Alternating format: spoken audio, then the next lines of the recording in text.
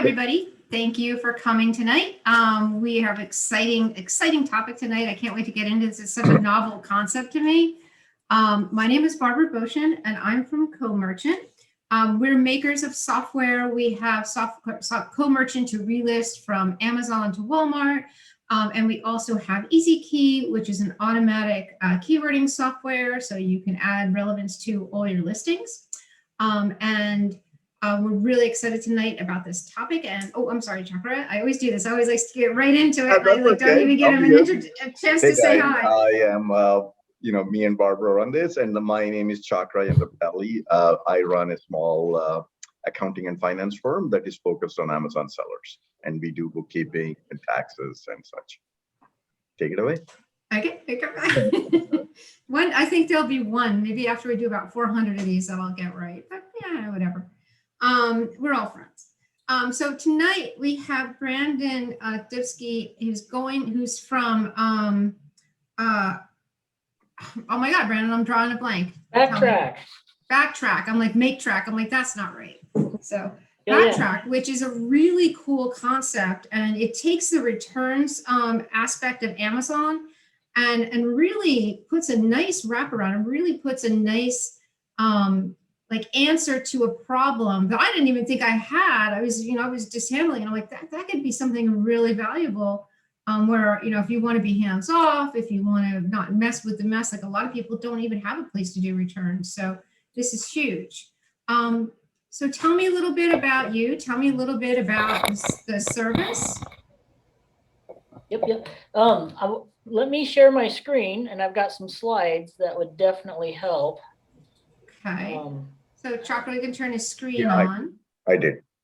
Good, thank you. Okay, let's do screen 2. All right, let's see here. Can you see my screen now? Yes. Yep. And you just see my one screen? I can only see customer returns, profit recovery. Awesome. Yeah, okay, I think so. I think we got it right. Sometimes I don't get that part right. Everybody's looking at something different than what I think. Yeah, I'm excited to be here, Barbara, and thank you for inviting me. This is going to be fun. We're, definitely just jump in, ask questions along the way. The slides are only here to help kind of guide the conversation. We can get deep into stories or examples or whatever you'd like, along the way. But you and I met, I can't remember which conference it was, many years ago now. Maybe if it was in the last year, I remember. If it was in the last year, it would be the only one I would have gone to, so that would be fine. But yeah. we got a chance to visit at one of those e-commerce conferences. I think it was Retail Global, if I remembered right. And you kind of stayed in touch since then. But I've had 23 years experience in e-commerce. So I started a long time ago in 1998 and had this long journey. Hang on a second, we're having a little interference. Yeah, I'm trying to see who it is. Somebody's got a mic.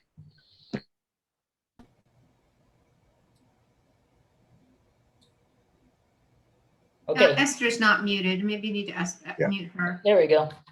Perfect. Okay. So what I wanted to do is I wanted to put my 23 years experience in e-commerce into one slide. So to just kind of give you a little bit of a background of where I come from and some of my experiences. Obviously, I could spend a long time in all of these areas, but I want to get, race to the customer return section here and kind of the right here, right now. So back in 98, I started selling online. This was the wild, wild west. This is where, the only payment methods were cash in the mail or checks, sometimes money. Memories, it should be like a theme song playing Memories. Yeah, exactly. And it was a great time of getting into e-commerce. There was less than 1 million people on eBay when I joined. It was crazy. And back then I got into I started a company called Sell to All, and we were focused on surplus inventory and liquidation. And I actually built that to be very big. I was very ambitious, a lot younger back then. I was taking a lot of risk, risk taking and so forth. So I built the largest company on eBay. And back then we were selling, we shipped a full semi truck out of our warehouse every day, and I drop shipped another full semi's worth of product out of about 50 other warehouses every day. So a lot of product going in, a lot of product going out. And back then, it was there was no software, there was no automation, there was no, it was all do or die on your own. And so I actually had 7 in-house programmers writing software for me. We built our own system. We had, I had 17 customer service reps, almost 20 people in the warehouse, and so on, and then another team of merchandisers. And I even had 3 accountants. I actually had 3 accountants in-house working on all the accounting and invoicing. So it ship, thousands of products a day. We get thousands of invoices a day. So I learned how to build a big business big on eBay. And obviously when Amazon started doing third-party selling, we were one of the first companies on Amazon as well, outside of books, of course. But that journey ended in 2006. 2006, I went out of business. So one of the largest sellers on eBay went out of business. It was a horrible time for me.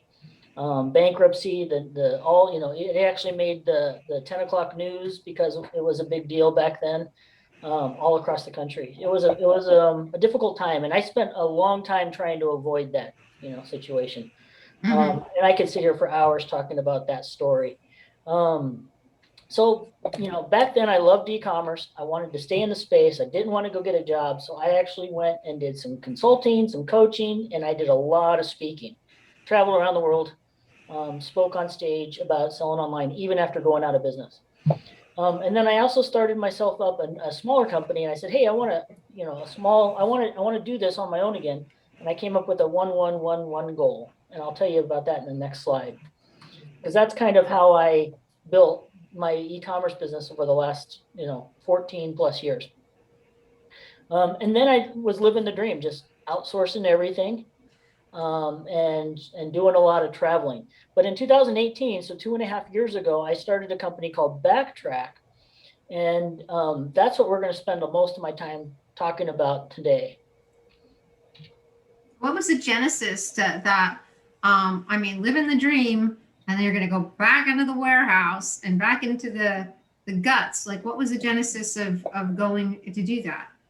So, Sell to Wall was a go big or go home venture. I was working my tail off 7 days a week, first one in, last one out of the office, almost 100 employees.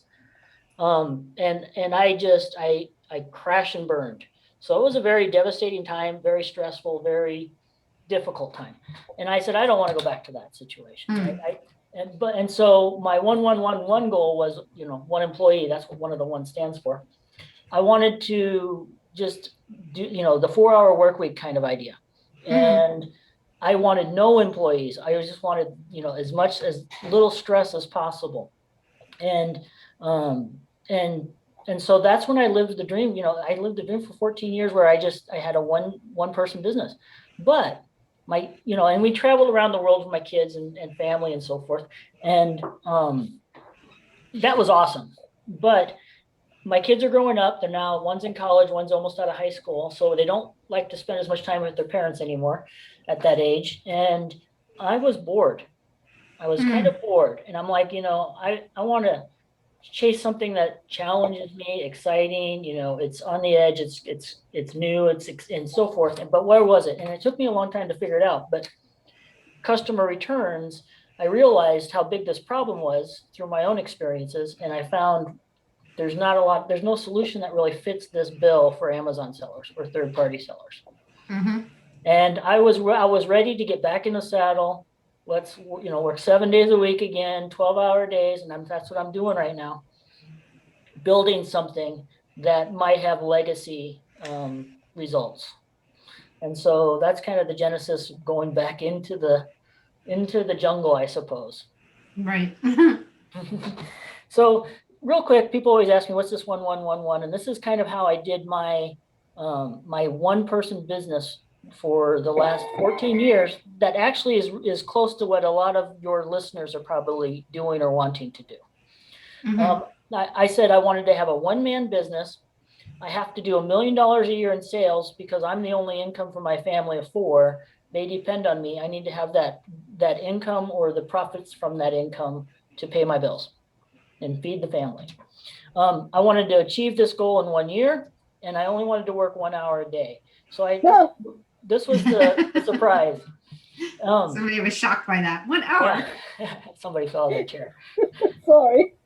And so, and so I wrote this on a piece of paper, 1111, and I focused on it. And the way that I achieved this was the fact that I was out there doing consulting. I was traveling and speaking on stage.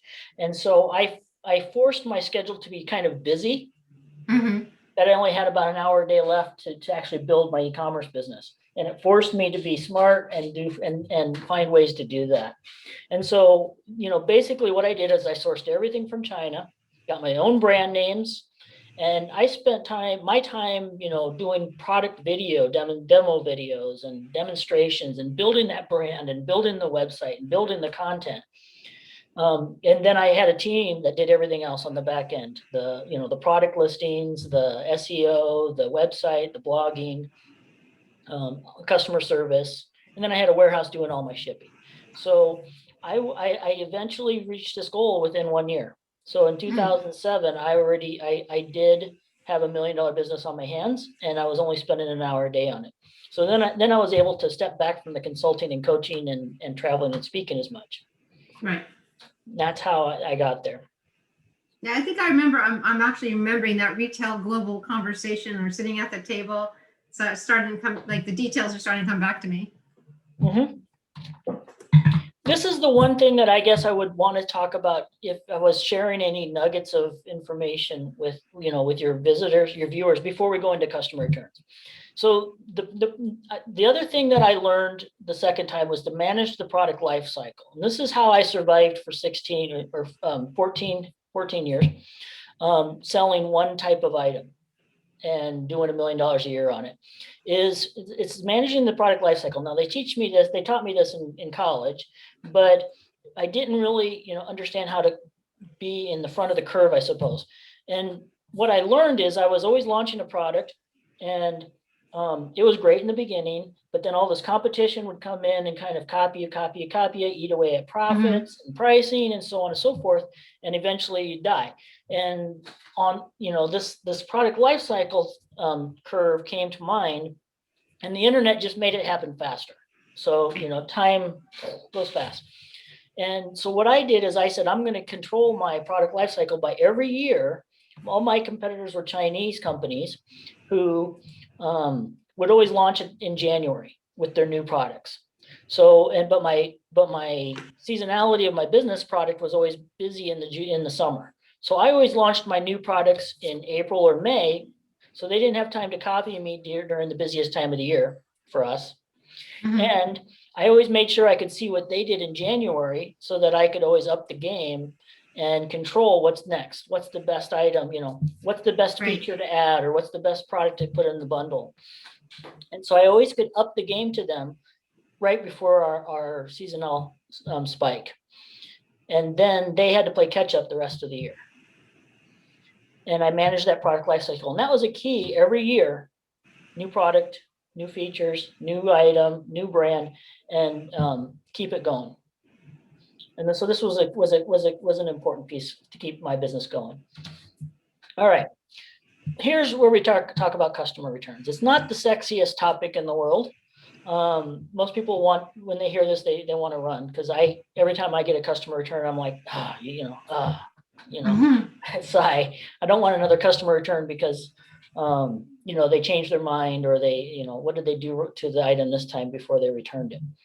But this is my business. We're focused on customer returns now, and the numbers are huge. This is just a kind of an idea of how big this business and this problem has become. You can skin this cat either way, any way you want. You can look at all of retail, all of online retail, but I usually focus on the Amazon numbers and the third-party sellers on Amazon. It's a $39 billion problem for third-party Amazon sellers.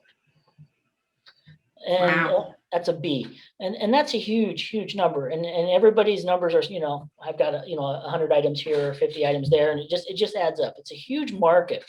And honestly, there's really not anybody out there focused on this problem. And this number is growing at 21% per a year. So it's only going to get bigger. most people were taught, hey, customer returns is just a cost of doing business, right? And you just have to accept it, suck it up, so on. And that's what I'm trying to take away. It's not a cost of doing business anymore. It's not that scary,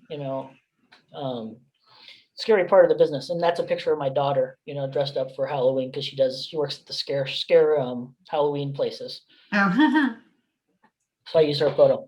But the other thing is the other thing that we've learned is Amazon, you don't want them to control your returns. This is the number one thing I hear with new clients all the time is we don't want Amazon selling their the customer returns that they received under our listing cheaper, because most of the time the box is open, there's something missing or there's something damaged and Amazon really didn't find it.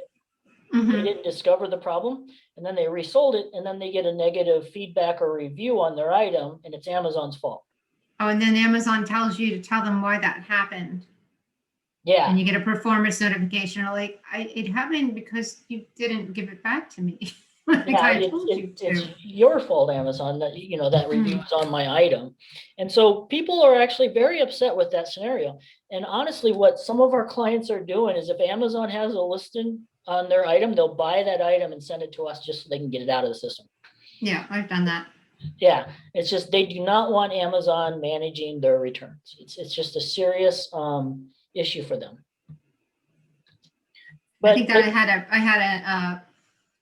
had to write a performance plan, a seller performance plan. What it was, a plan of action. That's what I'm thinking of.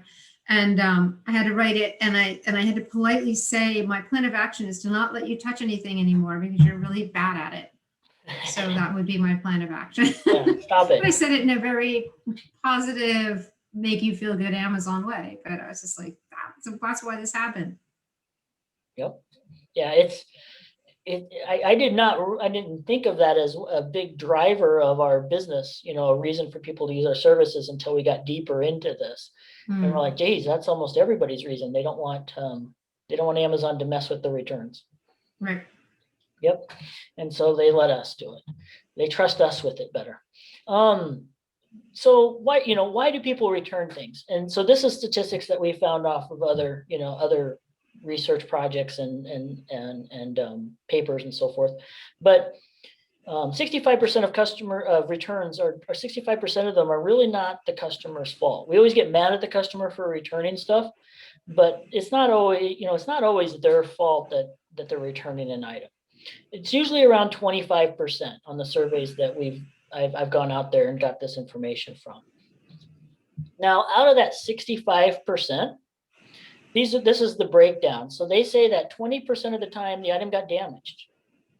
22% of the time, Amazon can't ship very well or pack very well.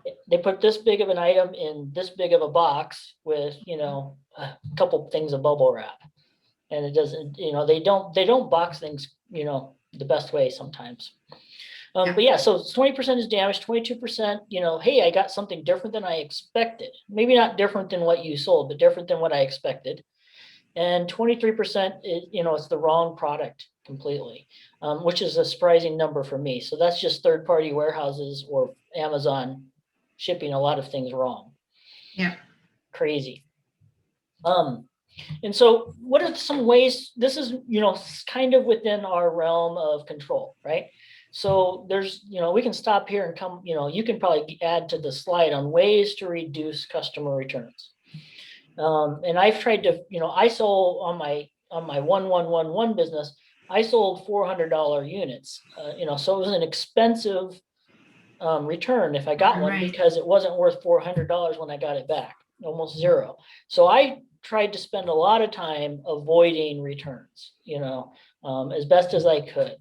And obviously some of these solutions are very, standard and the common sense. You want descriptive copy, but you also want descriptive photos.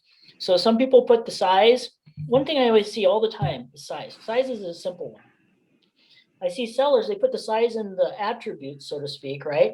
And so it might say that at the very bottom of Amazon, this item is 12 inches by 14 inches by 10, but it's nowhere else in the description or the photos. Right. And so that's one, like right out of the gate, easy one for me. I'm like, well, duh, people don't know the size of it because they don't scroll all the way down to the bottom where the ASIN is. They don't, they don't wait to see what the size of the item is down there. Put it in the title or put it in the description, but also put it in a photo, so you hear that often. And you can tell a lot of what you need to do by looking in your reviews. We've had to not only put it in the copy and the title and then make a picture with a ruler and showing you the size, but we've actually had to put a real life object. It's gotten that bad. They're like, well, I didn't think it would be this small. I'm like, well, how big did you think 8 inches was? So we actually started at, for that product, we put it next to an apple so you could see a comparison. We put it next to a human or some other like secondary characteristics so they could say, oh, okay. Yep. Because the mere number, even on a ruler, people are like, well, I thought it would be bigger. Okay. Oh. It still doesn't work 100%, does it? Right. I've got a good example that just came to mind. So we sell, we've got a client who has fruit stands, fruit baskets and things like that. Mm-hmm. And we resell them for them. So we have this fruit basket with a banana holder and it holds a banana and it's got full of fruit. And one customer actually asked me, what is the size of it? Can you put it next to something to show me the size? Well, it already had a banana and apples. Yeah, that's funny. I don't know. Yeah. I guess I could put it next to a toaster, but then you'd ask me how big the bread is. Exactly. So that's a good example that just comes to mind. You're right. So descriptive photos. But size seems to be one of those things, size and colors or anything that's kind of got a variation to it. Mm-hmm. People just don't spend enough time describing it in the photos. I think they should go in the photos. Video is another thing that obviously if you can add a video, like you were just saying before our call, hey, now I can show them. You satisfy those things. You answer more questions. You get them to stop and actually pay attention, right. Because we know that they don't read the description, but they like to watch videos. Mm-hmm. But post-transactional support, this is huge. So customers don't decide to return something till after they get it. And I think a lot of sellers don't spend enough energy in this area. And I can, some of our clients, I can just see who does and who doesn't based on their, what's inside their box and what kind of returns we see coming in. And I spent, years, not, so to speak, always fine tuning my post-transactional support. I sold car DVD players and they had a full sheet of paper, double-sided with instructions that were very detailed. But then also I created every year, I would create an informational DVD to put into the product, which teaches them how to use every single feature and teach them how to install it. And so I would take all the questions that would come in over the course of the year and put it into a DVD and put it into videos and put it into how-tos. And it would help them stop most of those problems. Like, how does that remote work? Or the headphones don't work. Well, that's because the setting isn't right. Or, and so you would get all these false negatives where they think the product is defective or doesn't work, but it does. They just aren't, following those instructions. And so post-transactional support is one of those things where I think every seller could spend a little more time always fine-tuning it, and it's worth that effort to do so. Yeah, we have a toy that has a battery.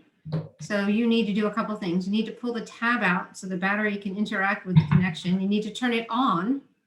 And then I've gotten how many emails where the person's like, it still doesn't work. I turned the battery on, it doesn't go. I'm like, you have to press the button on the front that says play. It's and they're like, I'm so embarrassed. But I'm like, yep. I've been contemplating, like, maybe we should be putting in instructions, like, quick start instructions for this little toy. It just seems like so much overkill. But when you're saying that, I'm thinking we might have to do it. Yeah, you got to answer every question, even the stupid questions, I guess. I've asked enough stupid questions. I think I probably owe a few people that answer. We resell motion sensor dog water bowls, and they say, well, it's not running. Well, did you put motion sensing? Did you have any movement? Move your hand.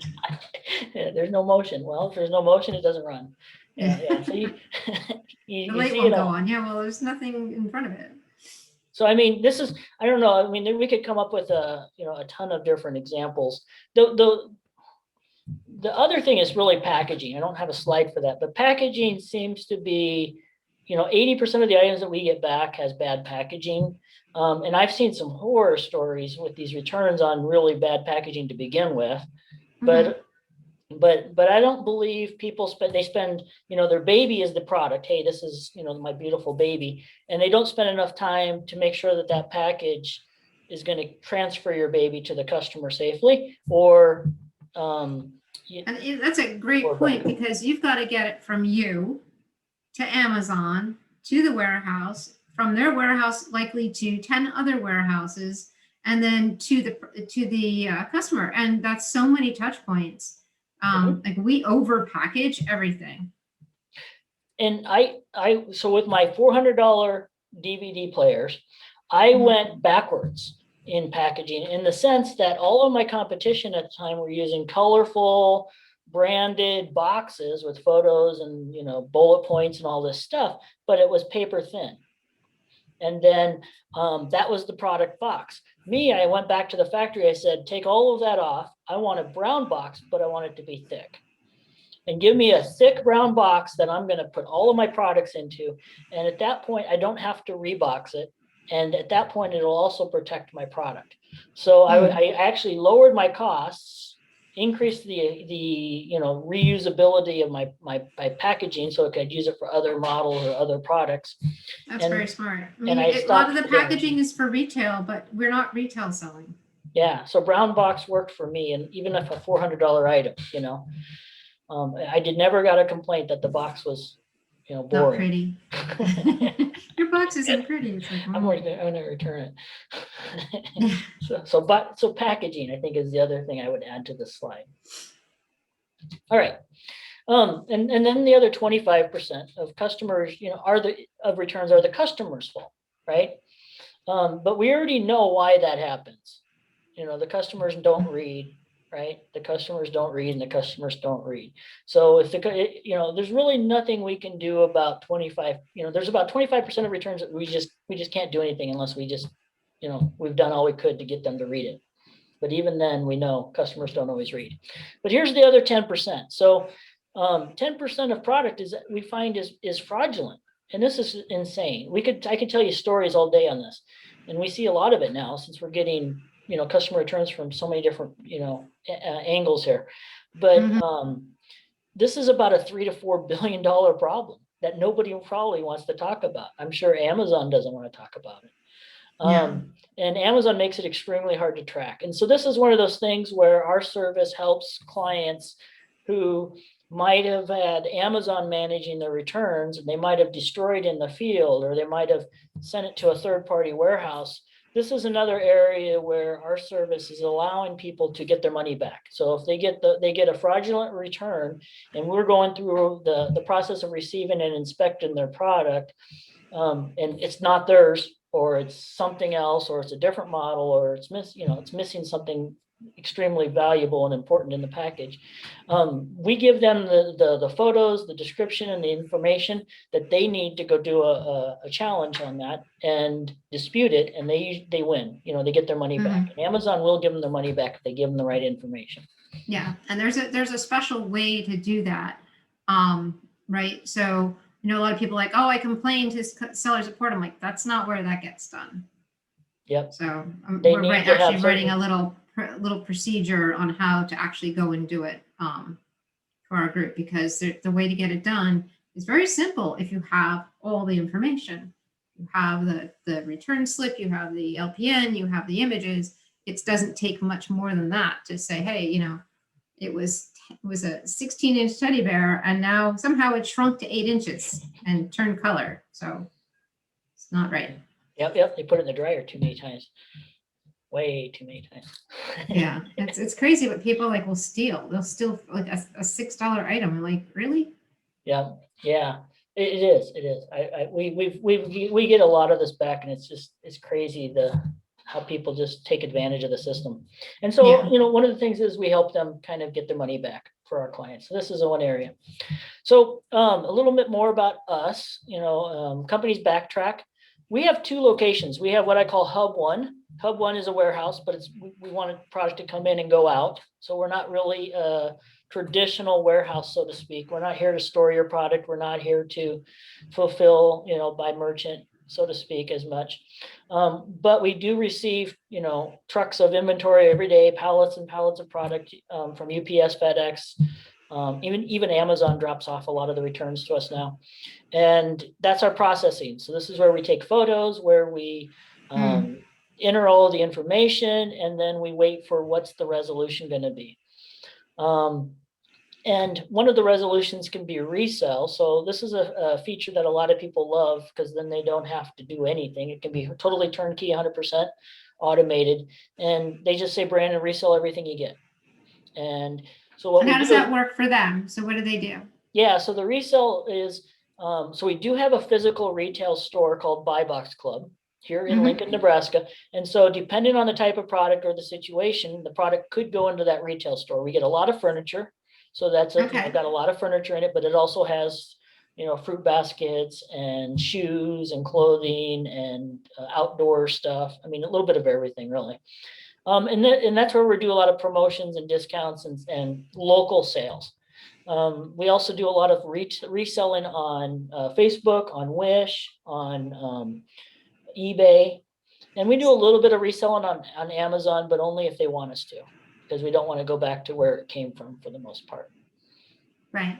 So let me get that. Let me ask a couple of questions. So a couple of use cases. Let's say I am selling, let me think of something that makes sense. All right, maybe baby cribs. I sell baby cribs. And it's something that you want to make sure that, because it has to do with babies, that they get all the right parts and it's completely. So if there's a return, I don't want that to go back on Amazon, because my liability and all that kind of stuff. I was like, listen, see if you can sell it for me. Is that what you do? Do I sell it to you and then you sell it, or do you sell it on commission or consignment? How does that work? Yeah, so baby cribs is a great example. It's got a lot of pieces and parts. It's big and heavy. It's going to have possible shipping damage because it's a bigger piece. It's similar to products that we do have. We have a dog. I got a picture of a dog box. It's kind of like a crib. It's got the similar piece of wood and stuff, a little bit smaller. But yes, so that's a great example of where we would open that thing, take photos of it, inspect the condition of it. We have what we call assets in our system. So they'd look at the assets and say, here are all the components of this package. It's missing these parts, or it's missing those parts. And then, based on some of those results, if you said, Brandon, recover it for me, get my money back as much as you can, it would go through a resell. Now, a crib most likely would go into our physical retail store because of the size, right? Right. And the fact that we're not going to sell it for 100%, it's not going to be brand new. It's going to have scratches and dents. It might be missing something. And so that would go into the retail store and just liquidate it, at a discount, depending on the condition, depending on the results. The other kind of nice thing about a crib is it's got a lot of parts, right? Well, you have customers saying, oh crap, one of these parts is missing. So we actually are good at sending replacement parts out, because now we have them. So that's a nice feature that you're not going to find from a third-party warehouse or from Amazon. Now that we are stocking your product and parts, you can have us send a replacement part to a customer so they don't have to return the entire item. That's huge. Yeah, and that's a big feature for a lot of products like that. So here's another case. I have a toaster, right? And it came back and there's a little ding in it. And it looks like the handle's missing. So I'm going to claim that with Amazon. They're going to reimburse me because it didn't come back complete. And then am I able to turn around and say to you, okay, now let's sell it? Yeah, I mean, if we have it in our possession and there's no reason if it's got some resale value to it, yes. I mean, maybe missing handle's kind of weird, but who knows? Maybe like a little edging piece, something that doesn't affect its functionality is missing. So. Yep. Yeah. So then we resell it. Good deal. And then it's just it's a revenue share. So what we do on the resale piece of it is we split 50-50 with you of the remaining proceeds after marketplace fees, credit card fees, whatever. And so it's our job is to get it out as fast as we can for as much as we can, because that's how we get paid as well. That's huge. Yeah, I have like a zillion teddy bears and people get it. And the first thing they do is they rip the tags off it, which means I can't resell it. Uh-oh. And then the kids goes, I don't care about this teddy bear. And then they return it. I'm like, could you send the tags back at least? Yeah. So Yep. there's like, I just got like 16 back from Amazon. I'm like, what happened? That's crazy. So, someone on the chat asked, and I want to make sure I ask this exactly how they said it. Fernando asked, do you offer the option to open the case with Amazon on your customer's behalf if the product like comes back in really bad condition or something like that? Like, do you ever do that and do the service for the customer, or are you just or do you just provide documentation? So we don't really want to get into everybody's system because we have hundreds and hundreds of clients already. So that's not going to be our expertise. We don't want to be getting into everybody's system, doing claims and trying to track this and track that on that level. And so no, we don't log into their system and we don't file the claim. But in our online dashboard, we got an online dashboard that they can log in. They'll see this ticket. They'll see photos of the item. They'll actually have the LPN number, the barcode, a photo of the shipping label, a photo of the product from 4 different sides if it needs it. And so we understand, in the case of, fraudulent returns, what it takes to file a claim, and we'll give them all that information. What do most of your, I'm thinking like, what do most of your sellers look like? Are they drop shippers? Are they standard, inventory based Amazon shippers? Are they, I'm just wondering, because I know that we have a few customers that we manage their account on Walmart and Amazon that are out of the country. They're from Finland and I think Finland and Sweden. And so we manage their returns because they don't want to deal with them going back to Finland. And they're like, no, we need you to help us with that.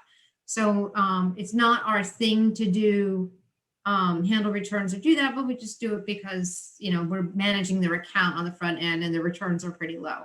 But I'm wondering what your ideal, or what, maybe not your ideal customer, but what did it look like?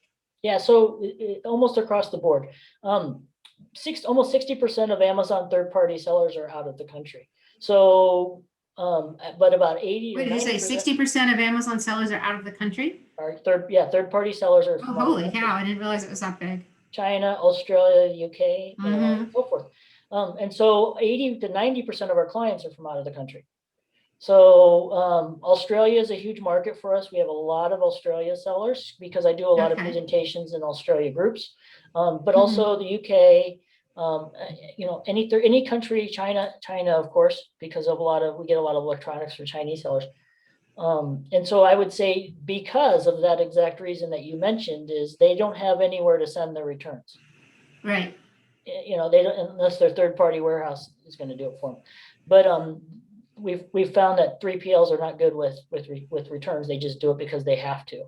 And so a lot of them are switching their returns to us, and then using the 3PL for everything else that's merchant fulfill type stuff. And then they use us for parts fulfillment now too, and recovery. Some of our clients are drop shippers. Some of our clients are, small sellers that have 1 or 2 products. It's across the board on types of products. Electronics, I mentioned a lot, but we still do, toys, we do clothing, we get shoes, we get home goods, we get almost every possible category to some degree. We get resellers who go arbitrage off of, one place or another. We get one of our clients is a huge Walmart seller, like $100 million Walmart seller. And so it doesn't have to just be Amazon, and it doesn't have to be truly right. Yeah, it can be anything. Like one of my goals in the next 2-3 years is to be largely hands off. We pack and prep way too much stuff, and I'm like going to focus on our top 20 or 30 products, get them to sell, and like just try to I just see a great opportunity. I can't help myself, but I'm like, we have to stop touching so much stuff. But at that point, I also want to be able to not deal with the returns. So this is going to be something that works really well for me. I was like, you handle returns and, send your payments each do month. what you will with my teddy bears, and just, that's what we'll do. Because that makes a lot more sense to me than a 3PL where they're basically going to go, what do you want us to do with this stuff? And I'll be like, give it to charity or whatever. And I would like to have some, recoup some of that cost. Yep. Okay, so here's a good question. I gotta go. Oops, I went too far. Okay, there was a lot while I was talking, saying that one sentence. If a customer returns a product in bad condition that was fulfilled FBM, can we still open a case to get refunded from Amazon, or do we need to charge the customer? I think I can answer this. You can absolutely open a case for a customer, especially if you bought Amazon shipping. They guarantee it. So any FBM that you ship via Amazon that shows it's delivered, or even in transit, Amazon will cover the cost for you. It's a different discussion, but yeah, I'm not sure if they're asking about it being a different item. I think they're confused between FBA and FBM returns, but they're the same thing from your perspective, and then how they would be handled from Amazon's perspective is similar as well. Yep. Yeah. Yeah, we do get a lot of customers. Delani has a question. She has an overstock of birthday party supplies that they can't sell on Amazon. Do you have any suggestions? Yeah, we liquidate as well. So we're getting a lot of requests for liquidation as well from the same clients with their returns. And so we've got pallets of different types of products, like baby blankets and teddy bears, not really teddy bears. They're more like bunny rabbits, fidgets type stuff. So this is another area of our business that we can, now that we have this resale capability and recovery, we can bring in pallets of surplus or liquidation product and push it through the system.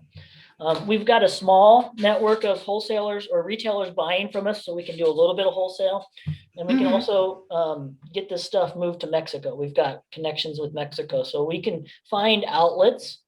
Okay. And that's an area that's growing for us right now. So that might work for you, Delani. Yeah, it's just one of those things we just check and do our best. Because a lot of times some things that you invest in or you do don't actually, they turn out to not work on Amazon for whatever reason. And it's going to get popular. Like I've sold things on Walmart, they're like crazy, but they don't sell at all on Amazon and vice versa. So it's very strange. And it's the metrics don't always work after a while, the economics, right? Yeah. You have to pay so much to get to the top to get a sale. And that's I know. So I have my little secret where I don't try to get to the top. So I just try to find things that are nobody's looking at. Like, don't find me. Yep. Be the destination. I don't want a rank of 1,000 because that means my product life cycle is going to be much shorter. True. Very true. So Juan is asking that he sees on your website that your price range for the products you handle is between $10 and $60. Do you have another service that does for like under $20? He's specifically thinking supplements and makeup and that kind of thing. So yeah, I've got a little bit better pricing. That was mostly for electronics. We're actually updating the website as we speak. Okay, great. So I do have a better answer for that. Can I dive into the next 2 slides? Sure. And then we can keep answering questions. I'm great that we're getting questions. I love that. Yeah. And so, recovery is our focus. We have 2 things, recovery or resell. The recovery is our focus. We want, I want to send you money at the end of the month, not the vice versa. But we do have to, we have to charge some fees for processing and handling. We have employees and overheads. And so basically the recovery has 2 options, green and purple. And the only difference really between this is what do you want to do with the stuff after we get it? So if you're the type of product or the type of seller with the type of products where you want a lot of detail and a lot of control and a lot of options, you go with the recover green. And basically we're going to go deep into inspecting the product photos, the grading, and all those requirements to challenge Amazon returns. And then you still have a gamut of the full gamut of recovery and resolution. So, we can do anything from just reboxing it to repairing it. And then, if after we go through the recovery, you have the ability to ship it back to Amazon, you have the ability to ship it to, back to the vendor for a refund, you have the ability to ship it to a new customer that you might have sold as a fulfillment by merchant. You can use it for parts like I talked about earlier, or we could resell it. So the Recover Green just gives you full capability of options that you want to do during the process, right, with your products. Right. Recover Purple are the people who are like, just sell it, Brandon. Leave me alone, send me a check at the end of the month. I don't want the details. And so some products work really good on this stuff where we get in boxes and boxes and boxes like of the same item, and we'll just bulk inspect it. We'll say, okay, we received 100, these 50 are good, these 50 are not, whatever. And we'll go through bulk inspection, bulk grading, and then we just 100% resell. And so if you're asking us to store your product so that you can ship it later for parts, then we have to charge a little bit for reserve fees. We call it reserve for shelf space. If you're having us resell it, we never charge for storage. That's on us, right? It's our job to move it out. Yeah, it's our job. Yeah. Yeah. So we don't want you to worry about it one bit. And also if it's our job to recover purple, then we don't want you to have to pay us each week at the end of each week for invoicing. We will net it out at the end of the month. And so that's the two programs, and I'll get into the fees in the next slide a little bit more. And then Resell Blitz, like I told you earlier, is totally a 50-50 profit sharing thing. We can do that with surplus inventory or returns. And basically we just want to, get the most that we can for it, the fastest we can, and send you a check on the 10th of each month or PayPal. Does that make sense? That makes sense to me. Cool. And then you were asking about pricing. So we do have a breakdown of the pricing just a little bit better here. I know there's a ton of detail. Don't worry about it. This slide is just meant to show you that we have processes and controls in place and rules. We're a very organized system of rules and processes. So, once we get an item in, here's where it goes, here's what it can do, here's what, and this is our flow chart saying, hey, if we get an item and it's A condition, we can do this, or B condition, we can do that. And basically, you have choices with your product, based on grading and so forth. But at the bottom, we receive an item in, the typical fee is going to be $250 to per item to inspect it, photograph it, describe it, grade it, track the LPN numbers or any other barcodes and shipping labels and so on and so forth. So that's the inspection that I showed you on the last slide. If we need to rebox it or renew it or relabel it, there's no extra cost. So there's the ability to not have any extra fees after that per item. If we need to go in and rebundle it, there could be some fees because you're going out and picking parts off the shelf and things like that. Then based on resolution, are you wanting us to ship it back to a vendor or ship it back to FBA or ship it to a new customer or ship them apart? Then we just need pick pack, a little bit to cover our labor for pick packing and boxing. And so there's not a lot of fees for that. So you can have anywhere from a minimum of $2.50 to, $5 possibly per item. And then this would be for Amazon returns, but let's say I have some overstock and I'm going to send you cases of stuff. Would it be $2.50 a piece in a case? Okay, so if there's no inspection, new product overstock, you said, no fees. Okay. Yeah, because we don't have to take a picture of it. We don't have to inspect it. It just comes in. So at the very bottom, the resell, there's no fees for anything that's new. Okay. I've got some stuff on the shelves to send you. Yeah. Be happy to take it off your hands. And it can go right to Mexico. Yeah, well, that's our last resort. I don't know. I'm just saying. That's our last resort. We don't use that one too much, but we do have some opportunities where that works good. Okay. And so my special offer, I just wanted to bring this up, is for your members today. I will waive storage fees for up to 1 pallet worth of space for the rest of the year. Perfect. So, there's basically no cost to set us up. There's no cost to use our service. There's only a cost if we receive something. Okay. To inspect it and get a photo and put it into the system. That's huge. I'll call that out when we send it out in the email too. Yeah, storage spaces, everybody wants to charge for storage space right now. I'm going to give you free storage space for the rest of the year. That's perfect. Yeah. And that's really, that's it. For how, who we are, what we're doing. We're growing like gangbusters. Word of mouth is 99% of our marketing plan. We want to offer a service that people love and they tell their friends. And if we do that, we don't have to really go out there and spend a lot of money on SEO or pay-per-click marketing. And that's how we get a lot of our clients. I get people every day saying, hey, so-and-so told me about you, or so-and-so said something in the Facebook group about you guys. and that's how we are growing like gangbusters right now. Yeah, that's all- huge. All I need is, an email to sales@backtrack.com. Tell me what kind of items you have. Send me a link. I do keep Okay. things a lot of confidentiality. I understand that. I'm not going to share it with, on slides to a presentation. And then, are you looking for return or liquidation? And you will be in our system within 5, after we process it. It takes you 5 minutes to get going. There's really no, That'd be amazing. major setup. Okay. Anybody, I don't see, just check the chat real quick, but I don't see anybody else with any other questions. So, I think I've asked all mine. But I think this is great. I think this is just like, if you think of the Amazon puzzle as all these different pieces, sourcing and inventory and pricing and all these different things, this is a piece of the puzzle that's been missing for a really long time, and you totally nailed it. So I'm impressed. It is.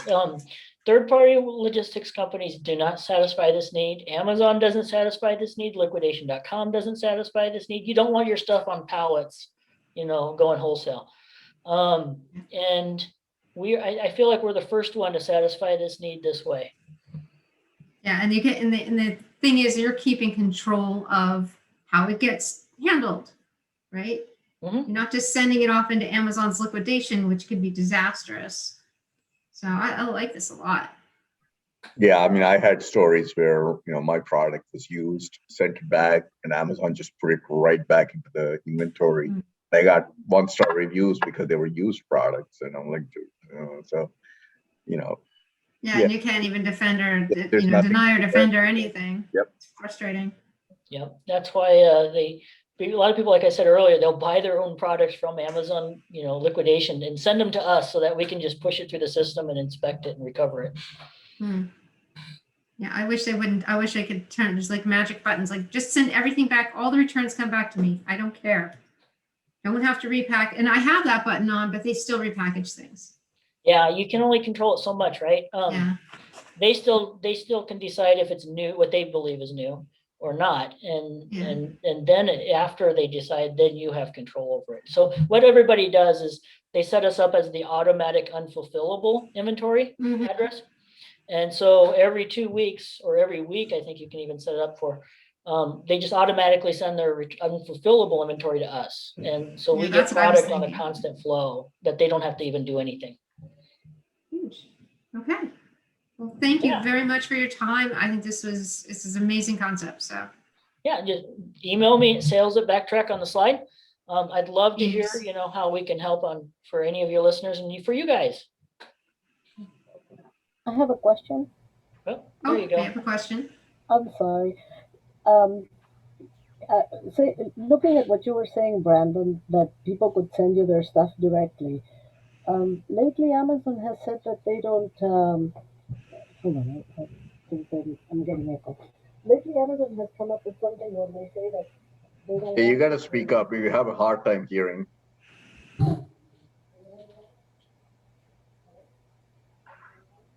Might be better to put it type it into the chat. And I'll look up my nose while I'm. Okay, give me a minute then, and I will type it into the chat. Sorry.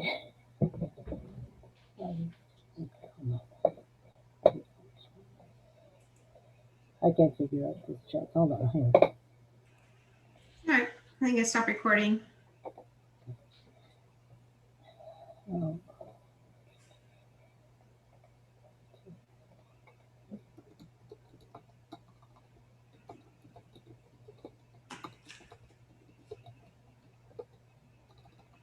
Hey, Barbara, can you hear me? It's Fernando. Oh, hi, Fernando. Yes, I can hear you. Okay. Question for Brandon. Simple scenario, just to understand the pricing a little bit better. Let's say that I have a return for a pair of shoes that gets to your warehouse. It is in good condition, but the box is damaged. But it looks new. What would you guys do there if it were to go back to Amazon, and what will be the pricing for for that situation? Okay, so we do get a lot of shoes. We actually have one shoe seller who sends us all of the returns, and then we have other people who sell shoes with other stuff. And so in our retail store, we actually have a wall full of shoes to sell in our retail store. So the challenge in your case would be the box. So the question is the box required to resell for you to resell on Amazon? If you require a box, then you've almost got a dead end, right? You can't send that back. If the box is not required, then you could sell it as open box used, or you could sell it as, new without a box. I don't know what choices you have available for you. But then, so let's pretend you can send it back. So we would receive it. There would be a backtrack in fee of $2.50 to take photos, give you the condition, the grading, and also we actually have a checkbox on if the box is good or bad. So we'll tell you if the box is good or bad. And that, because that's one thing we check for every item. And then you can go in there and say, Brandon, send it back to Amazon. You can give us a shipping label. Usually you do that in bulk. So we have companies that say every time you get 10, box it up, we're sending it in. Every time you get 50, we're sending in 200. I can't say what type of item of an item today, so because it hit that mark. So it's good to send, obviously a larger quantity than one in most cases. But yes, we can box it back up and send it back, and it's usually $2.50 to ship back out to Amazon in that case. So you'd pay $5 total. Okay, and let's say that I'm building up into that quantity to make the shipment worthwhile. I will incur what, like a pallet fee, or in that meantime? So normal, we have timeshare shelving, so to speak, in the sense that you can rent a shelf, small, medium, or large. And so if we were holding it for you, there would be reserved shelf space fees. However, I just made the offer that you will have no fees for the rest of the year. So until you take up an entire pallet's worth of space, we won't charge you any fees for storage for the rest of the year. So there would be no other fees. Okay, that's amazing. Thank you. Yeah, good. Thanks for the question. We do have another question. So Esther's asking, how do you deal now with Amazon when they say we can't ship items to companies like yours? They only want us to create removal orders to our registered address. I actually don't think that's the case, because a lot of the really big sellers may have a registered business address, but they may have warehouses that handle their own returns or handle, whatever. So have you heard anything like that where people aren't allowed to send things to you via the Amazon removal? No, this would be the first I've ever heard that. That would be concerning. So no, I would, I've never had anybody say no. And all of our sellers are, from Australia, the UK, US and Canada and China. So I would be concerned if Amazon was saying where you can and can't send your returns. That would be something odd. Right. And I don't understand why they would do that either. Yeah, I sent to a third, not third party, but like I sent to like a UPS store kind of place where they just hold it for a couple of days. I go pick it up. So I just gave their address. It's not like, I just didn't want them in my house, but at the same time. So yeah, I don't know if that can be a bit sad. Yeah, we'll look. Well, Brandon, she's going to send me a document that I'll look at later, and if there's anything of concern, I'll let you know. Yeah, I'd be curious to see it just so I know what people are hearing. But we're getting new people every day, and they're entering our address every day. And so far, nobody has ever told me that would be an issue. Yeah. Okay, any other questions before we sign off? We're actually pretty close to our normal cutoff time.